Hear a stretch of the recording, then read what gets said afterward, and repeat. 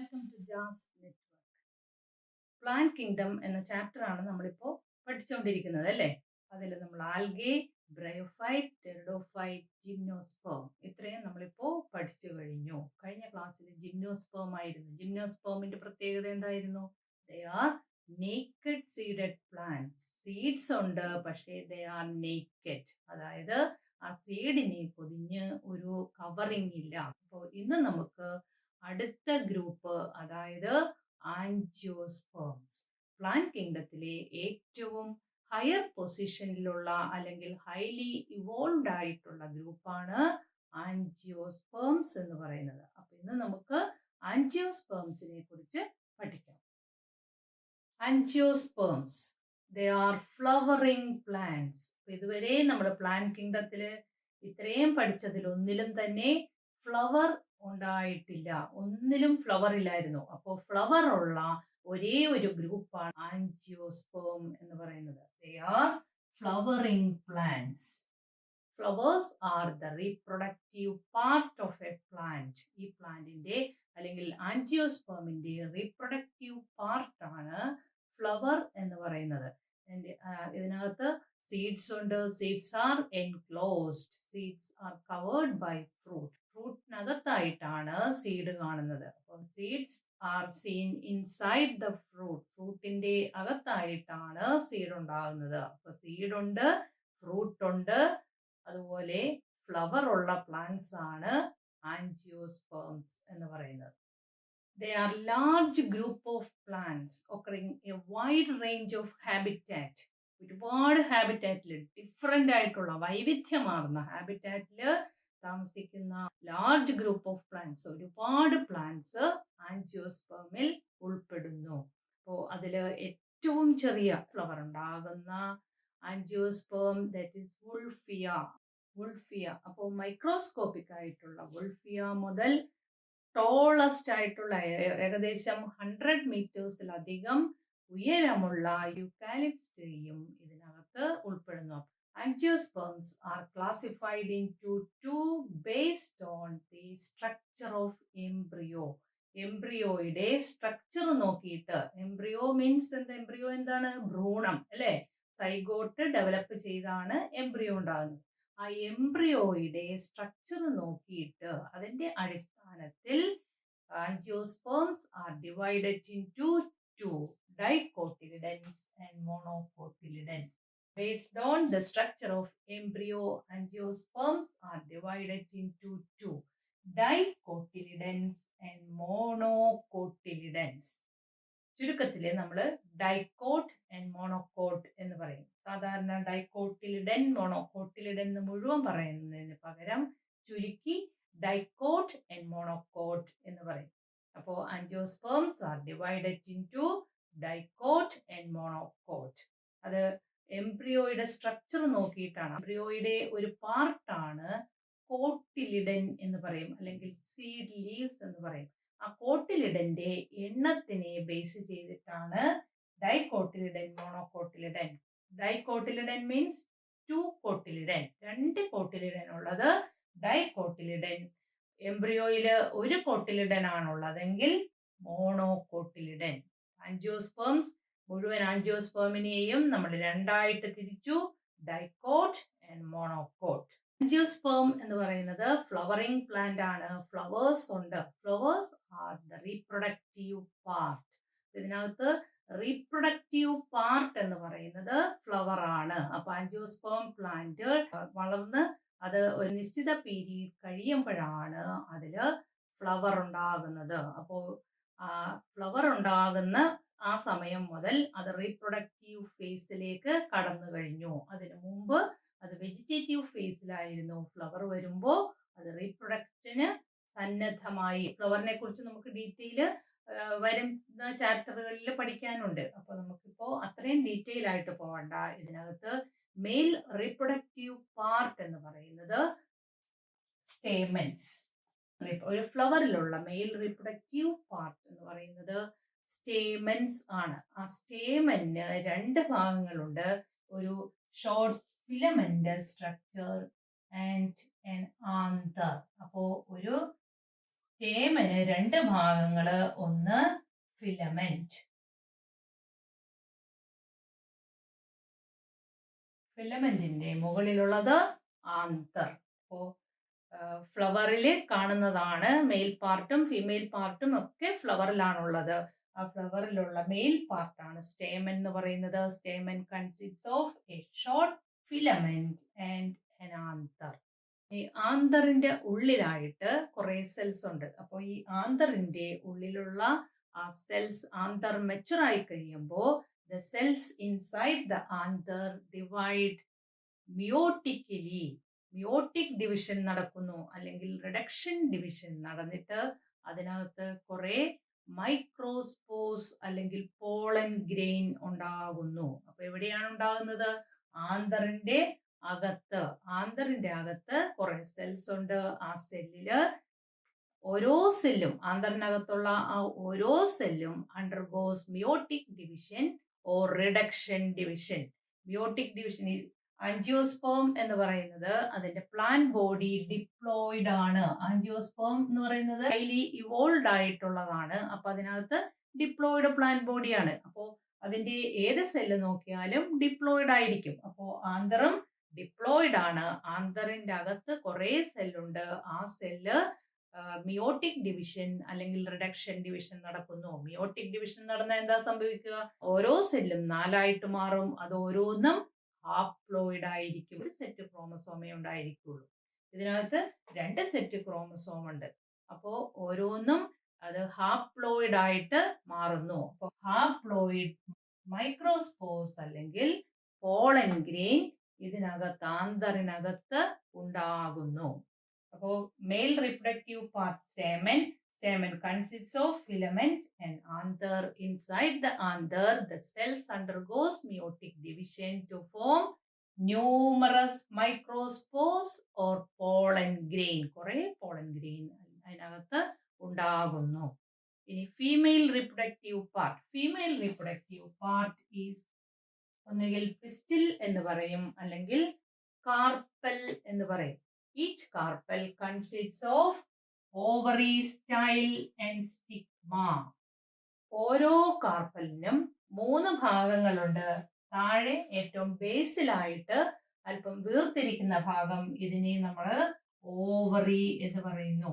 ഈ കുഴല് പോലുള്ളത് സ്റ്റൈൽ ആൻഡ് ടിപ്പിലുള്ളത് stigma. So each carpel consists of ovary, style and stigma. ഒരു കാർപ്പലിന്റെ ഭാഗങ്ങൾ, ഒരു കാർപ്പലിന് 3 ഭാഗങ്ങളുണ്ട്. Ovary, style, stigma. മനസ്സിലായോ? ഇനി ഈ ഓവറിക്കകത്ത് കുറെ ഓവ്യൂൾസ് ഉണ്ടാകുന്നു. ഓവറിക്കകത്ത്, ഓവറിയുടെ അകത്ത്, ഓവറി നമ്മൾ മുറിച്ച് നോക്കിക്കഴിഞ്ഞാൽ അതിനകത്ത് ചിലപ്പോ ഒരു ഒവ്യൂൾ ആയിരിക്കും. ഒവ്യൂൾ എന്ന് പറയുന്ന ചില ഗ്ലോബുലാർ സ്ട്രക്ചേഴ്സ് അതിനകത്തുണ്ടാവും. അതിനെയാണ് നമ്മൾ ഒവ്യൂൾ എന്ന് പറയും. അത് ചിലപ്പോ ഒരെണ്ണമായിരിക്കും, ചിലപ്പോ ഒരുപാടെണ്ണം ഉണ്ടായിരിക്കും.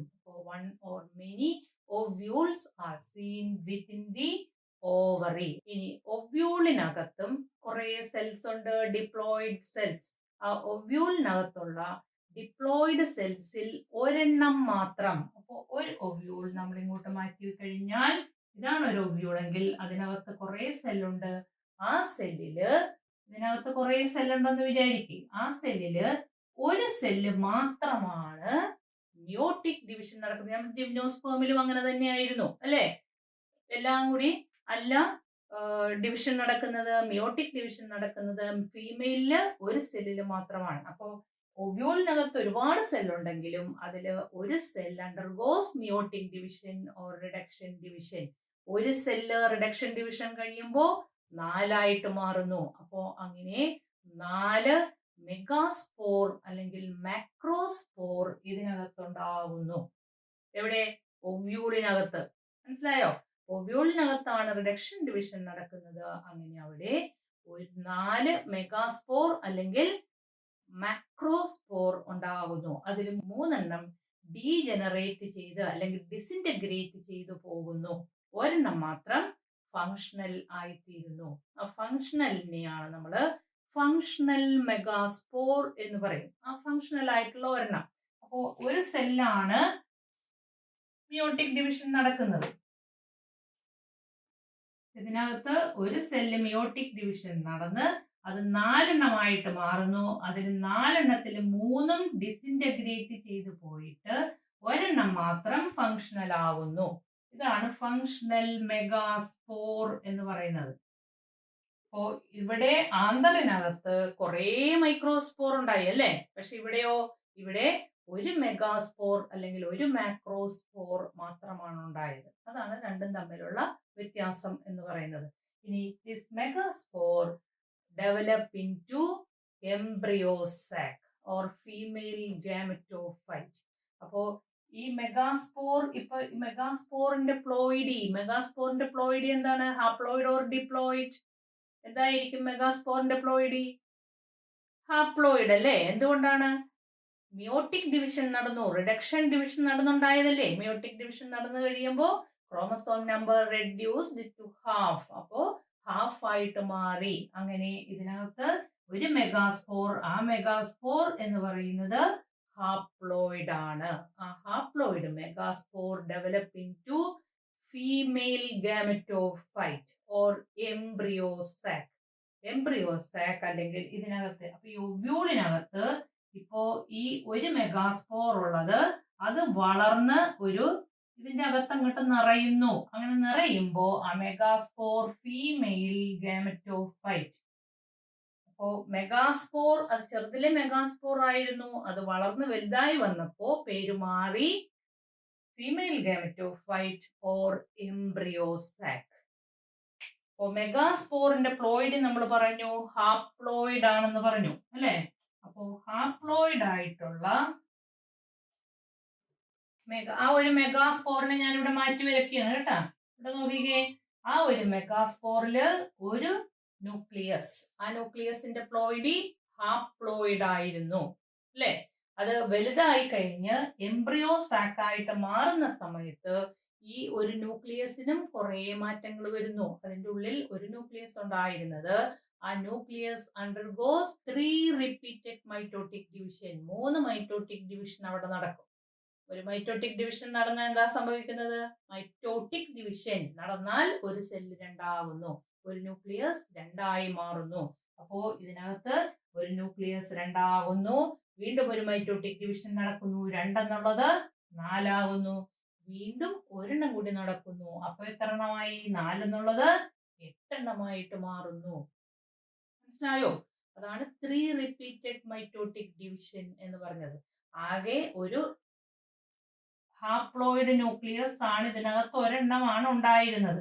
അത് മൈറ്റോട്ടിക് ഡിവിഷൻ നടന്നപ്പോ 8 എണ്ണമായിട്ട് മാറി. ഈ 8 ന്യൂക്ലിയസും എന്താണ്? എല്ലാം ഹാപ്ലോയിഡ് തന്നെ. എന്താ കാര്യം?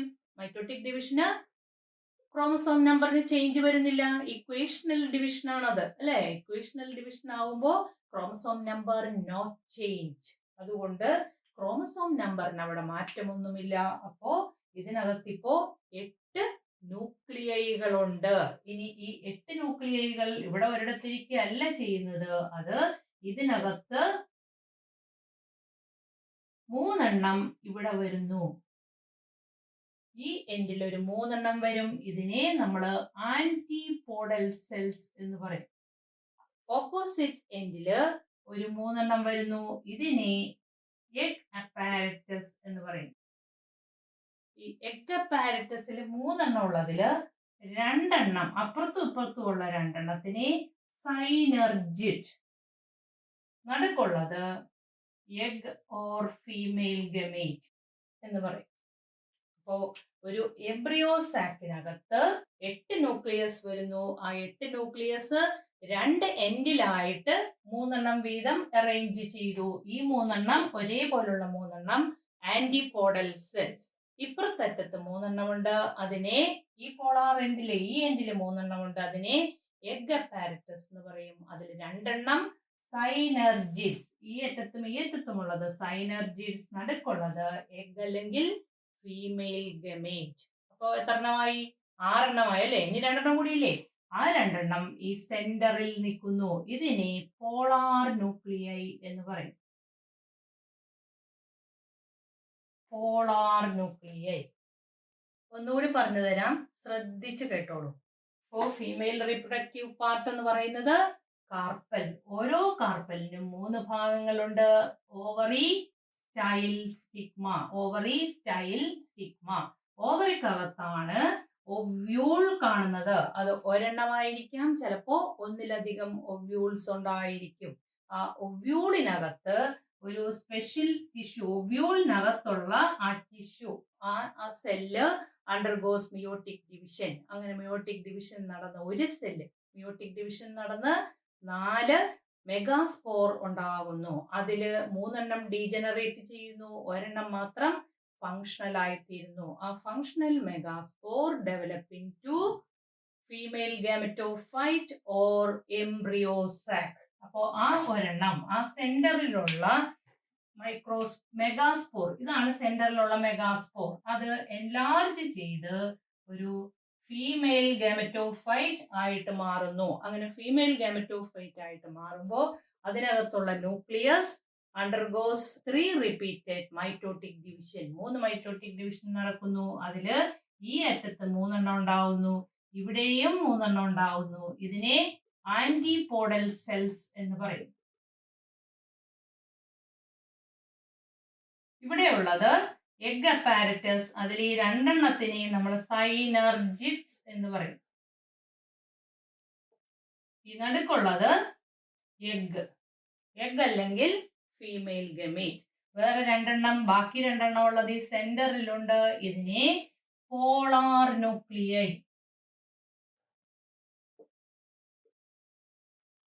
പോളാർ ന്യൂക്ലിയൈ എന്ന് പറയും. ഈ ന്യൂക്ലിയസുകളെല്ലാം എന്താണ്?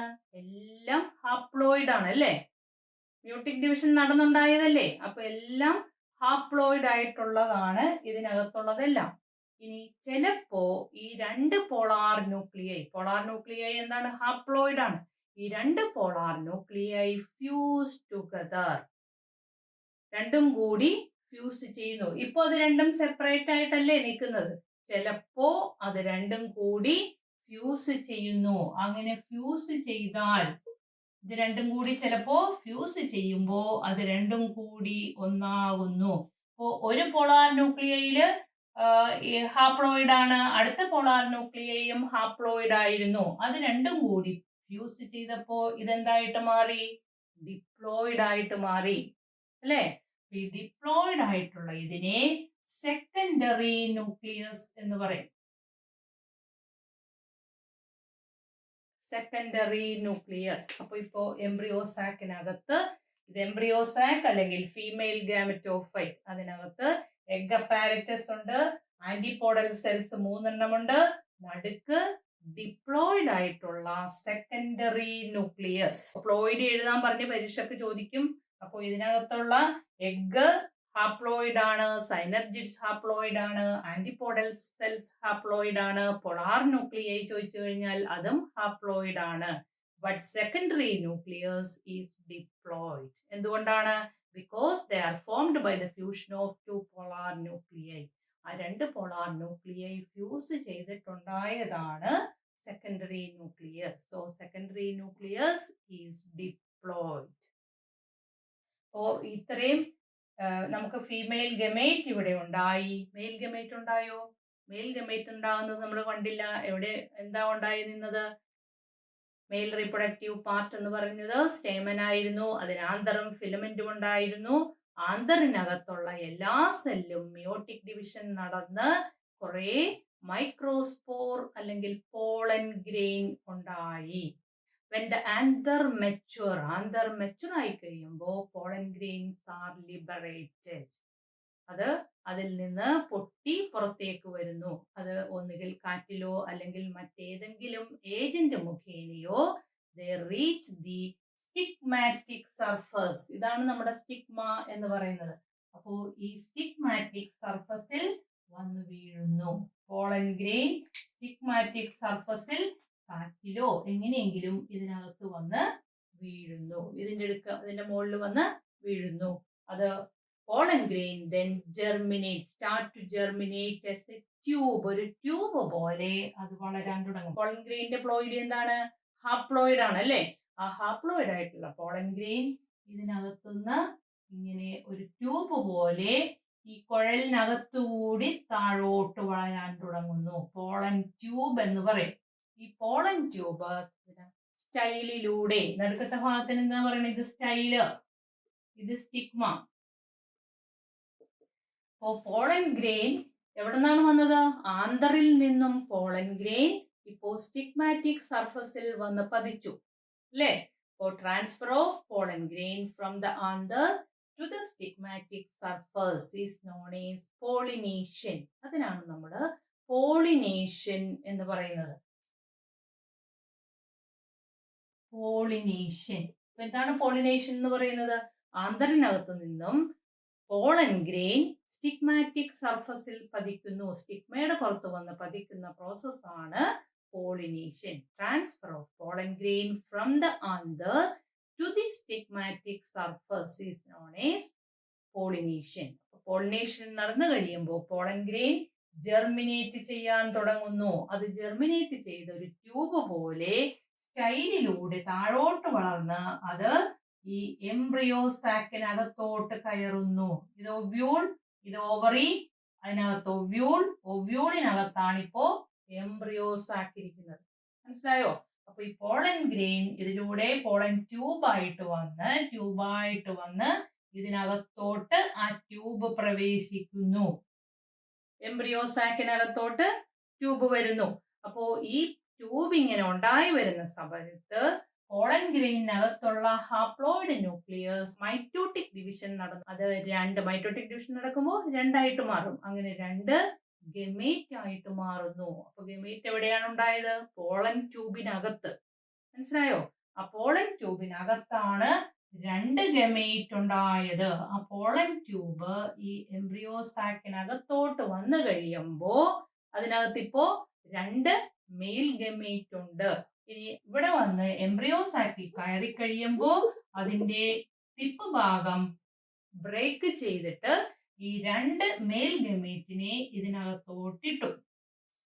ഇതിനകത്തോട്ട് എംബ്രിയോ സാക്കിനകത്തോട്ട് ലിബറേറ്റ് ചെയ്തു. അപ്പൊ ആ 2 മെയിൽ ഗമേറ്റ് ഇപ്പോ എംബ്രിയോ സാക്കിനകത്തെത്തി.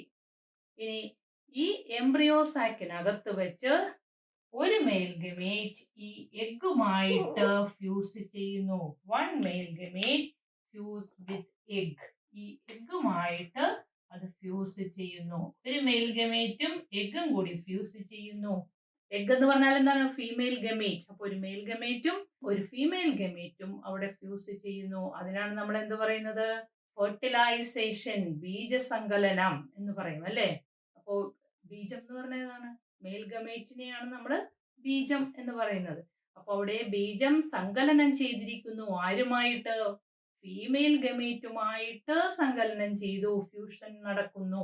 അപ്പൊ മെയിൽ ഗമേറ്റും ഫീമെയിൽ ഗമേറ്റും ഫ്യൂസ് ചെയ്തപ്പോ അതാണ് ഫെർട്ടിലൈസേഷൻ എന്ന് പറയുന്നത്. മനസ്സിലായോ? ബീജസങ്കലനം എന്ന് പറയുന്നത്. ഈ ഫെർട്ടിലൈസേഷനെ നമ്മൾ വേറൊരു പേര് പറയും, സിംഗമി എന്ന് പറയും. സിംഗമി. ഒരു ബീജം, ഒരു മെയിൽ ഗമേറ്റ് ആണ് ഇതുമായിട്ട് എഗ്ഗുമായിട്ട് ഫ്യൂസ് ചെയ്തത്. ഒരെണ്ണം അവിടെ ബാക്കി ഇരിപ്പുണ്ട് അല്ലെ? 2 എണ്ണം അല്ലേ ഇതിലേക്ക് വന്നത്? ഒരെണ്ണം അവിടെ ഇപ്പോഴും ഇരിപ്പുണ്ട്.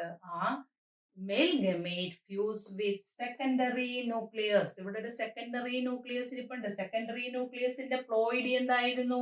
സെക്കൻഡറി ന്യൂക്ലിയസ് ഈസ് ഡിപ്ലോയിഡ് അല്ലെ? ആ സെക്കൻഡറി ന്യൂക്ലിയസുമായിട്ട് ഈ മെയിൽ ഗമേറ്റ് ഫ്യൂസ് ചെയ്യുന്നു. അപ്പോ ബീജം വീണ്ടും ഒരു സെല്ലുമായിട്ട് ബീജസങ്കലനം നടത്തുന്നു. ഒരു ഫെർട്ടിലൈസേഷൻ കൂടി അവിടെ നടക്കുന്നു. ബീജസങ്കലനം, ബീജം എന്തുമായിട്ട് ചേരുന്നു അതാണ് ബീജസങ്കലനം, ഫെർട്ടിലൈസേഷൻ എന്ന് പറയുന്നത്. മെയിൽ ഗമേറ്റിനെയാണ് നമ്മൾ ബീജം എന്ന് പറയുന്നത്. അപ്പോൾ മെയിൽ ഗമേറ്റ് ഇവിടെ സെക്കൻഡറി ന്യൂക്ലിയസ് ആയിട്ട് ഫ്യൂസ് ചെയ്യുന്നു. അപ്പോൾ ഒരു ഫെർട്ടിലൈസേഷൻ കൂടി അവിടെ നടന്നു. മനസ്സിലായോ? അപ്പൊ ഒരു ഫെർട്ടിലൈസേഷൻ നടന്നു. ഇതും ഈ സെക്കൻഡറി ന്യൂക്ലിയസും കൂടി ഫ്യൂസ് ചെയ്യുന്നു. അവർ രണ്ടും കൂടി ഫ്യൂസ് ചെയ്തിട്ട് ഇവിടെ പുതുതായിട്ട് ഒരു സെൽ ഉണ്ടാവുന്നു. അപ്പോ അതിനെ പ്രൈമറി എൻഡോസ്പേം ന്യൂക്ലിയസ്. അപ്പോ ഇതിനകത്ത് ഇതിന്റെ പ്ലോയിഡ് എന്താണ്? ഇത് secondary nucleus. Secondary nucleus is diploid. ആ സെക്കൻഡറി ന്യൂക്ലിയസും മെയിൽ ഗമേറ്റ് എന്ന് പറയുന്നത് ഹാപ്ലോയിഡ് ആണ്. ആ ഹാപ്ലോയിഡും കൂടി ഫ്യൂസ് ചെയ്തതാണ്. അപ്പൊ ഇതിന്റെ പ്ലോയിഡി എന്താണ്? മെയിൽ ഗമേറ്റിന്റെ പ്ലോയിഡി ഹാപ്ലോയിഡ് N ആണ്. അതും സെക്കൻഡറി ന്യൂക്ലിയസിന്റെ പ്ലോയിഡി 2N ഡിപ്ലോയിഡ് ആണ്. അത് രണ്ടും കൂടി ഫ്യൂസ് ചെയ്തപ്പോൾ നമുക്ക് എന്ത് കിട്ടി? പ്രൈമറി എൻഡോസ്പേം ന്യൂക്ലിയസ് കിട്ടി. അപ്പൊ അതിന്റെ പ്ലോയിഡി എന്താണ്? That is triploid. 3N എന്ന് പറയും. അത് ട്രിപ്ലോയിഡ്. അതായത് അതിൽ 3 സെറ്റ് ക്രോമസോം ഉണ്ട്. ഒരു സെറ്റിനാണ് നമ്മൾ N എന്ന് പറയുന്നത്. അത് ഹാപ്ലോയിഡ്. 2 സെറ്റ് ആവുമ്പോൾ 2N എന്ന് പറയും അല്ലേ? അപ്പൊ അത് ഡിപ്ലോയിഡ്. ഇവിടെ 2N-ഉം N-ഉം കൂടി ചേർന്നപ്പോ നമുക്ക് 3N ആയിട്ട് കിട്ടി. 3N is triploid. അപ്പോൾ primary endosperm nucleus is triploid. Primary endosperm nucleus ചുരുക്കി നമുക്കതിനെ PEN എന്ന് പറയും. ചുരുക്കി എഴുതുമ്പോൾ PEN, pen, primary endosperm nucleus. ഇതൊരു ഫെർട്ടിലൈസേഷൻ. ഇവിടെ വേറൊരു ഫെർട്ടിലൈസേഷൻ നടന്നു. ഇതിന് നമ്മൾ സിംഗമി എന്ന് പറഞ്ഞു. ഇവിടെ 3 പേര് ഫ്യൂസ് ചെയ്യുന്നത് കൊണ്ട് 3 ക്രോമസോം തമ്മിൽ ഫ്യൂസ്, 3 സെറ്റ് ക്രോമസോം അവിടെ ഫ്യൂസ് ചെയ്യുന്നു. So it is known as triple fusion. ഇതിന് നമ്മൾ പറയും ട്രിപ്പിൾ ഫ്യൂഷൻ. അപ്പോ 2 ഫെർട്ടിലൈസേഷൻ ആണ് ഇവിടെ നടന്നത് അല്ലെ? 2 fertilisation means 2 male gamete fuse ചെയ്തു. ആരൊക്കെയായിട്ട് ഫ്യൂസ് ചെയ്തു? ഒന്ന് എഗ്ഗുമായിട്ട് ഫ്യൂസ് ചെയ്തു, ഒന്ന് സെക്കൻഡറി ന്യൂക്ലിയസ് ആയിട്ട് ഫ്യൂസ് ചെയ്തു. Because of this 2 fertilisation, this process is known as double fertilisation. അപ്പൊ ഇവിടെ ഡബിൾ ഫെർട്ടിലൈസേഷൻ നടക്കുന്നു. ഏതൊക്കെയായിരുന്നു ഡബിൾ ഫെർട്ടിലൈസേഷൻ? ഒരെണ്ണം ട്രിപ്പിൾ ഫ്യൂഷനും ഒരെണ്ണം സിംഗമിയും. സിംഗമിയും ട്രിപ്പിൾ ഫ്യൂഷനും ഒരേ സമയത്ത് നടക്കുന്നു. 2 മെയിൽ ഗമേറ്റ് ആണ് ഇതിലേക്ക് വരുന്നത്. അത് ഒരെണ്ണം ഇതുമായിട്ട് ഫ്യൂസ് ചെയ്യുന്നു, ഒരെണ്ണം ഇതുമായിട്ട് ഫ്യൂസ് ചെയ്യുന്നു. 2 ഫെർട്ടിലൈസേഷൻ നടക്കുന്നു. 2 ഫെർട്ടിലൈസേഷൻ ഒരുമിച്ച് നടക്കുന്നത് കൊണ്ട് ഇതിനെ ഡബിൾ ഫെർട്ടിലൈസേഷൻ എന്ന് പറയും. ക്ലിയർ ആയോ? ഇനി after fertilisation zygote develop into embryo. The primary endosperm nucleus develop into endosperm. അത് എൻഡോസ്പേം ആയിട്ട് വളർന്നു വരുന്നു. സൈഗോട്ട് എംബ്രിയോ ആകുന്നു. എംബ്രിയോ പിന്നീട് സീഡ്ലിംഗ് ആയിട്ട് വളരുന്നു. അപ്പോ ഈ പ്രോസസ് ഇതൊക്കെ നടക്കുന്നത് എവിടെയാണ്? എംബ്രിയോ സാക്കിനകത്ത് അല്ലെ? അല്ലെങ്കിൽ ഫീമെയിൽ ഗാമറ്റോഫൈറ്റിനകത്താണ് ഇതൊക്കെ നടക്കുന്നത്. ഇതെവിടെയാണ് ഇരിക്കുന്നത്? ഇവിടെ ഇതിനകത്ത് ഇത് ഓവറിക്കകത്ത് ഒവ്യൂൾ, ഒവ്യൂളിനകത്താണ് ഈ പ്രോസസ് ഒക്കെ നടന്നത് അല്ലെ? ഈ ഫെർട്ടിലൈസേഷൻ ഒക്കെ നടന്നത് ഈ ഒവ്യൂളിനകത്താണ്. അപ്പോ ഈ ഫെർട്ടിലൈസേഷൻ നടന്നു കഴിയുമ്പോ ഇവിടെ ഈ അകത്ത് ഈ പ്രോസസ് ഒക്കെ നടക്കുമ്പോ പുറം വെറുതെ ഇരിക്കുന്നില്ല, പുറത്തും ചില മാറ്റങ്ങൾ വരുന്നു. അങ്ങനെ ഈ ഒവ്യൂൾ അവിടെ നിന്ന് ഡെവലപ്പ് ചെയ്യുന്നു. ഒവ്യൂളിന് മാറ്റങ്ങളൊക്കെ വരുന്നു. ആ ഒവ്യൂള് സീഡായിട്ട് മാറുന്നു. ഇനി ഒവ്യൂള് സീഡാകുമ്പോ ഇവിടെ പുറത്ത് ഓവറി ഇരിപ്പുണ്ട്. ഓവറി എന്ത് ചെയ്യും? ഓവറിയും ഡെവലപ്പ് ചെയ്യുന്നു. Ovary become fruit. After fertilisation ovary become fruit and ovule become seed. Embryo അപ്പൊ എവിടെയാണ് ഉണ്ടായത്? ഇത് സീഡായിട്ട് മാറിക്കഴിഞ്ഞു. ഒവ്യൂൾ ഇവിടെ സീഡായി മാറുന്നു. അപ്പോ എംബ്രിയോ സീഡിനകത്താണ് ഇരിക്കുന്നത്. മനസ്സിലായോ? ഇനി സീഡ് എവിടെയാണ് ഇരിക്കുന്നത്? ഓവറിയുടെ അകത്തായിരുന്നു. ആ ovary become fruit. Ovary fruit ആയിട്ട് മാറിക്കഴിഞ്ഞു. അപ്പോൾ ഇവിടെ സീഡ് ഫ്രൂട്ടിനകത്താണ് സീഡ് ഇരിക്കുന്നത്. സീഡിനകത്താണ് എംബ്രിയോ ഇരിക്കുന്നത്. ക്ലിയർ ആയോ? ഈ പേരുകളൊക്കെ നിങ്ങൾ മറക്കാതെ എല്ലാ പേരും പഠിക്കണം. ഇതിനകത്ത് ഇമ്പോർട്ടന്റ് ആയിട്ടുള്ളത് ഈ എംബ്രിയോ സാക്കിന്റെ സ്ട്രക്ചർ ആണ്. എംബ്രിയോ സാക്കിനകത്ത് 8 ന്യൂക്ലിയസ് ഉണ്ട്. ക്ലിയർ ആയല്ലോ? Double fertilisation. അപ്പൊ ഡബിൾ ഫെർട്ടിലൈസേഷൻ അത് ഇമ്പോർട്ടന്റ് ആണ്. ഡബിൾ ഫെർട്ടിലൈസേഷൻ 2 മെയിൽ ഗമേറ്റ് വരുന്നു. ആ 2 മെയിൽ ഗമേറ്റിൽ ഒന്ന് ഫീമെയിൽ ഗമേറ്റുമായിട്ടും ഒന്ന് സെക്കൻഡറി ന്യൂക്ലിയസുമായിട്ടും ഫ്യൂസ് ചെയ്യുന്നു. അതുകൊണ്ടാണ് ഡബിൾ ഫെർട്ടിലൈസേഷൻ എന്ന് പറയുന്നത്. അവിടെ 2 ഫെർട്ടിലൈസേഷൻ ഒരേ സമയത്ത് നടക്കുന്നു. അതുകൊണ്ടാണ് ഡബിൾ ഫെർട്ടിലൈസേഷൻ എന്ന് പറയുന്നത്. അപ്പൊ ഇത്രയും നിങ്ങൾക്ക് ക്ലിയർ ആയി കാണും എന്ന് വിചാരിക്കുന്നു. അപ്പോൾ ക്ലാസ് നിങ്ങൾക്ക് നന്നായിട്ട് മനസ്സിലായിട്ടുണ്ടാകും എന്ന് വിചാരിക്കുന്നു. വീഡിയോ സബ്സ്ക്രൈബ് ചെയ്യാത്തവരുണ്ടെങ്കിൽ സബ്സ്ക്രൈബ് ചെയ്യണം കേട്ടോ. അതുപോലെ കൂട്ടുകാർക്കൊക്കെ ഷെയർ ചെയ്ത് കൊടുക്കുകയും വേണം. Thank you.